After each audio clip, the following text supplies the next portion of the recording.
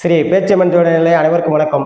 உங்கள் ஜோட இளமர் குமரன் பேசுகிறேன். 2025ஆம் ஆண்டு ஆவணி மாதம் சிம்ம ராசிக்கு உண்டான பலன்களை பார்ப்போம்.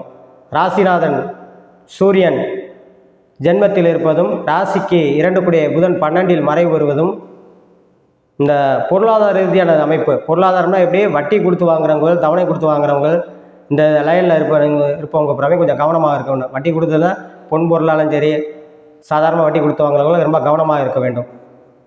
இழுபறியாவோட பணம் வசூலாகும். அதே இது ராசிக்கு சிம்ம ராசிக்கு 11இல் குரு இருப்பது தொழிலில் வேலையில் நல்ல முன்னேற்றங்கள் கிடைக்கும். அதாவது சுயதொழில் புரிபவர்களும் நல்ல முன்னேற்றங்களை வருவாயும் ஏற்படுத்தும். ஏற்கனவே வேலையில் இருப்பவங்களுக்கு புறமே இடமாற்றம், பதவி உயர்வு கிடைக்கும். மெயினாக 2ல் செவ்வாய் இருக்காருங்க. 2ல் செவ்வாய் இருக்குது. காவல்துறை, மிலிட்ரி, இராணுவம் போன்ற துறைகள் இருப்பவர்களுக்கு, பயர் ஒர்க்கு, எலக்ட்ரிக்கல், எலக்ட்ரானிக்கல் சம்மந்தப்பட்டது, ரியல் எஸ்டேட் சம்மந்தப்பட்ட துறைகள் இருப்பவர்கள் புறமே நல்ல மாற்றங்களை, முன்னேற்றங்களை உண்டாக்கும். அதே இது 11இல் குரு இருந்து 3ஆம் இடத்தை பொறுப்பது இளைய சகோதரன் வழியில் பல நன்மைகளையும் மாற்றங்களையும் உண்டாக்கும். 5ஆம் இடத்தை பார்ப்பது பிள்ளைகளால் பெருமை சேர்க்கக்கூடிய மாதமாக அமையும். 7ஆம் இடத்தை பார்ப்பது திருமணமாகாத தம்பதிகளுக்கு திருமணத்தை நடத்தி வைக்கக்கூடிய பாக்கியத்தை உண்டாக்கும். வெகு நாட்களாக சிம்மராசிக்காரங்கள் ரொம்ப போராடிக்கிட்டு இருக்காங்க. திருமணம் முடியலை போராடிக்கிட்டு இருக்காங்க. அதற்குண்டான வாய்ப்புகள் வீடு தேடி வரும். ஏன்னா ஏற்கனவே சொல்லியிருக்கிறேன், 7ஆம் இடத்தில் சனி இருந்தால் கண்டிப்பாக திருமணத்தை நடத்தி வைப்பார் என்பது ஒரு விதி. அப்படிங்கும்போது இன்னும் சனி உங்களுக்கு பயிற்சி ஆகலை. சனி 2026 மார்ச் 6ஆம் தேதி தான் பயிற்சி ஆகிறாரு. அப்படின்னா அதற்கு முன்னாடி உங்களுக்கு திருமணம் நடந்தே தீரும். அது எப்பேற்பட்ட ராசியாக இருந்தாலும் சரி தான், எப்பேற்பட்ட திசையாக இருந்தாலும் சரி தான், ஒரு கடினமான காலகட்டங்களாக இருந்தாலும் சரி தான் உங்களுக்கு திருமணத்தை நடத்த வைக்கக்கூடிய பாக்கியத்தை உண்டாக்கும். ஏற்கனவே திருமணம் முடிந்து தம்பதிகள் பிரிந்தவர்கள் ஒன்று சேரக்கூடிய வாய்ப்பை ஏற்படுத்தும்.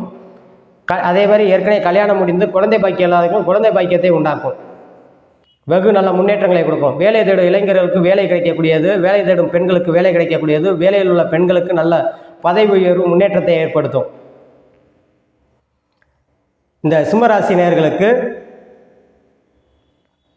மக நட்சத்திரத்தில் பிறந்தவருக்கு கொஞ்சம் அலைச்சல் திருச்சல் கடுமையான ஒரு இதுகள் இருந்தாலும் முடிவில் வெற்றி பெறும். பூர நட்சத்திரத்துக்காரர்களுக்கு நல்ல எதிர்காலம் சிறப்பானதாக அமையும்.